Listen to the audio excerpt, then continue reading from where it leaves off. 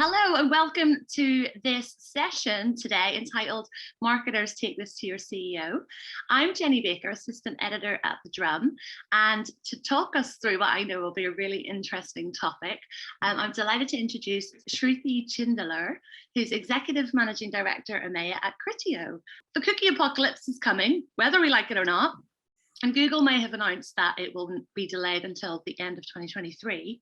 But of course, that's no reason why retailers, brands, agencies, publishers, their digital tech partners to sit back and get complacent. It's not just a marketing problem, it's a business problem too. And the future of commerce is in jeopardy. So today we'll be exploring what marketers can do now to prepare for the cookie apocalypse, the revival of contextual targeting, how technology can future-proof commerce for a world beyond the walled gardens, and lay out the business incentive to begin transformation now versus a year from now. So Shruti, marketers, take this to your CEO. Can you tell us why you chose this title? So because change is coming and it is not just a marketing problem and it's not just the marketer's burden to carry, frankly, that's why the title. It's pretty easy to get casual about the upcoming cookie apocalypse. Even the name sounds like a joke sometimes, but it's not. It's a real issue. It's something with implications that reach far beyond marketing. You know, our CEO, Megan Clarkin, compared the cookie apocalypse around the Y2K bug. She compared both. And though she noted that while the Y2K panic had very little impact, the cookie apocalypse represents a fundamental disruption of the entire online ecosystem. I want to add something to Megan's point. The effects of the Y2K bug could have had pretty disastrous consequences, and it was only through the work of tireless engineers that were around the world and the world's governments actually spending the equivalent of $448 billion that we could actually counter that very real threat. So perhaps the cookie apocalypse isn't going to leave us at risk of nuclear meltdown or planes falling out of the sky. But for marketers, it is sort of end of the world as we know it. And for businesses too, actually. I mean, cookies were all about helping us to see our audience. Remove them and we are essentially like turning off the lights. So this changes the entire commerce journey. If a business doesn't know who it's dealing with, it can't share personalized content, obviously. But on top of that, it can't optimize the experience. It can't take any learnings from the consumer journey. And any measurement that will be left is fragmented and inaccurate. The good news is that the end of the world has been postponed, as Jenny, you just shared, with Google extending the timeline to 2023, and we have time to find new solutions. Look at other options, test. But this only happens if marketers stand up and let the business know, because marketers typically have a limited testing budget, and this is not a typical time. So hence our title, Marketers Take This to Your CEO. So for any approach to work effectively in the future, marketers obviously know that they need to grow their first-party databases and find ways to better understand their customers.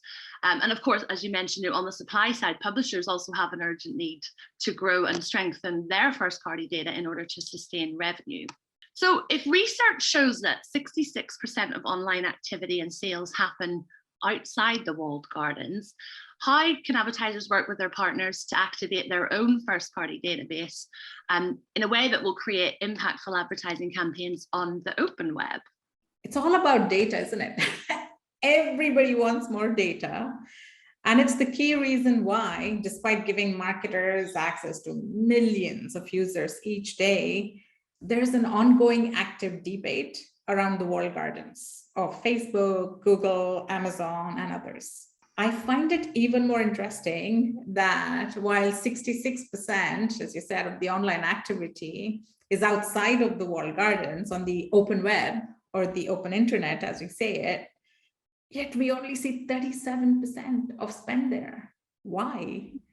So not only are we over-indexing on the walled gardens, hence losing a major opportunity, but sometimes we are even spending our money blindly. So that's the case when we get nothing back in the way of data for our investment. And when a campaign gives us sales conversions, but nothing else along with it. We don't know any more about where the customer has been than when we started. Clearly, some sort of balance is needed, Jenny, an approach that gives us access to all audiences. And this is where our Criteo first-party media network comes in. It works for marketers and media owners to help share first-party data with the customer's permission, of course, add to their own knowledge with Criteo's commerce data, and build campaigns based on outcomes rather than simply speculating on discrete audiences. So campaigns can run seamlessly across the open internet and the walled gardens, finding the right audience without compromise. I guess that kind of leads quite nicely onto my next question, with one of those ways being contextual advertising, which has sort of firmly come back into the spotlight as advertisers and publishers look for tactics that will drive significant business outcomes without cookies. And so how has the role of contextual advertising changed, and what's driving this renaissance? The way I see it, technology changes. And then eventually, after a while, the regulations catch up. Not to sound flippant here, but being in this industry means you get used to a constant cat and mouse game between capabilities, regulations, and legislation.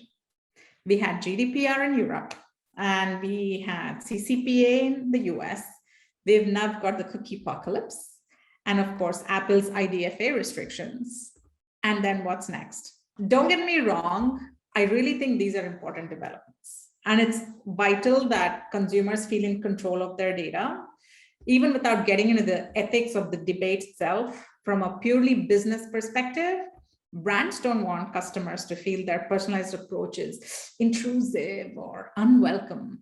So as marketers, we've been grappling continuously with how do we reach audiences in a data privacy-minded way. And this is why solutions like contextual advertising are back in vogue, but supercharged with technology like machine learning and artificial intelligence to do it right. So you can ask, is contextual marketing retro or revolutionary?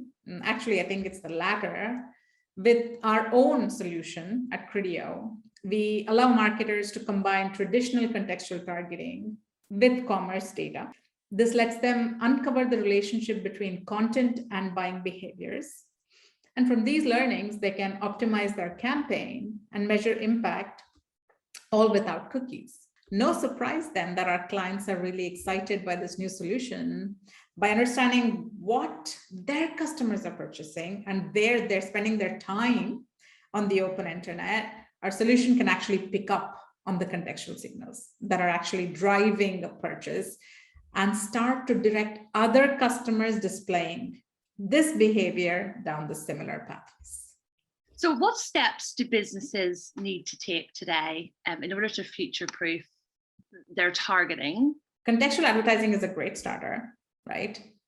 And there are already early benefits. So our contextual campaigns have less than 1% audience overlap with other traffic acquisition campaigns that our clients are running. And up to 90% of this traffic we are driving to our client sites through contextual campaigns have never visited their sites before. So we are doing all of this while maintaining key KPIs in line with the other mid-funnel campaigns that the client is running. Think of it like fossil fuels. We need a real alternative. Time's running out. New regulations and market headwinds have made first-party data exceptionally valuable in its scarcity. So in the future, if you have a sizable commerce data set comparable only to the large walled gardens, if you have superior AI capabilities, if you have enormous reach across a network of media assets, And if you have years of experience in performance and driving outcomes, only then can you launch targeting to these new heights. And our job is to get you there. We've pushed ourselves at Criteo to lead in commerce media because commerce media, as you know, is the future state of ad tech. We aim to be the world's leading commerce media platform in the open internet. And I know that commerce media, by the way, might be a new phrase to some. So I wanted to call out what the term really means. Commerce media is a new approach to digital advertising that combines commerce data and intelligence to target consumers throughout their shopping journey and helps marketers and media owners drive commerce outcomes like sales, revenue, leads, etc. Brilliant. Of course, you've talked there about Criteo's role in this, but Criteo isn't the company many of our viewers might sort of have once known. So how has your proposition changed? And I guess, how can Criteo help clients on this journey to the future? I've heard of Criteo referred to as the best kept secret in the marketing ecosystem. It probably won't surprise you to hear that we would like to become the best known secret instead. We've been transforming Criteo for over a year now, moving from a single product company and retargeting to offering a variety of technology solutions that can address the full range of marketing objectives, everything from awareness to traffic to performance. For marketers, when I say marketers, I mean advertisers, retailers, brands, media owners, and agencies. Our business model is built on innovation and constant improvement.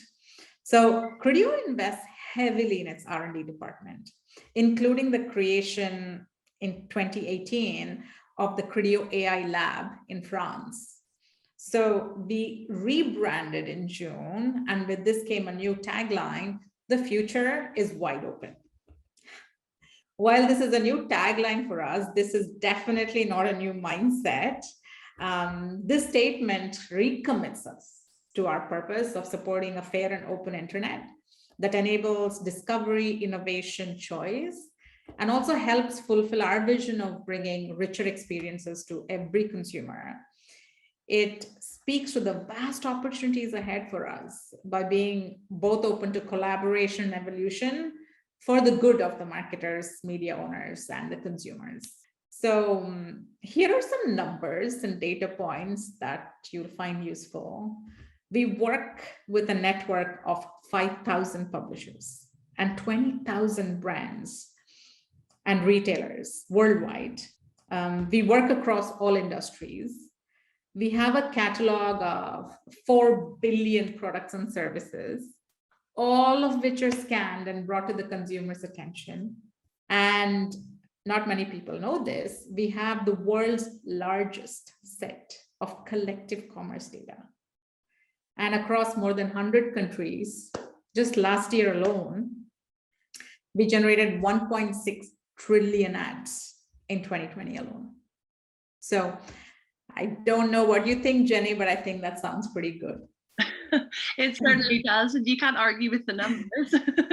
And we're kind of coming to the close of our conversation now, Shruti. So I guess to wrap this up, if you could leave viewers with one key takeaway from today's discussion, what would that be? We need to take action. We need to take it now. Marketers, it's really not just your burden to carry, it is the entire company's burden, hence the title, as I already shared. Please make sure you invest in the right solution and with the right player, and don't wait, because there are already some early benefits to actually investing and testing different cookie apocalypse proof solutions today. That's great. Time and tide wait for no one. No one. So there we go. Change is coming and the time to act is now. Thank you so much, Shruti, for a really interesting discussion. I think you've given us plenty of food for thought there. And thank you so much for tuning in, and we'll see you soon.